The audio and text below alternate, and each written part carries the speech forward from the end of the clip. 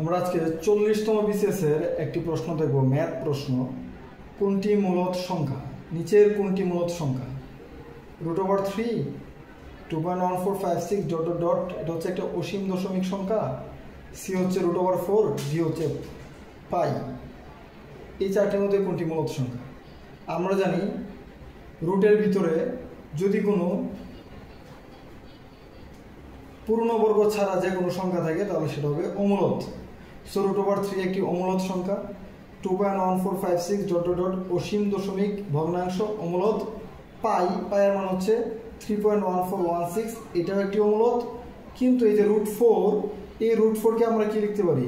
√4কে কি লিখতে পারি? √2², দ্যাট মিনস 2, যা একটি পূর্ণ সংখ্যা। সুতরাং রুটের ভিতরে যদি কোনো পূর্ণবর্গ থাকে তাহলে এটা অবশ্যই কী হবে? মূলদ সংখ্যা হবে। সুতরাং অ্যান্সার হচ্ছে √4, যা একটি মূলদ সংখ্যা। Thank you.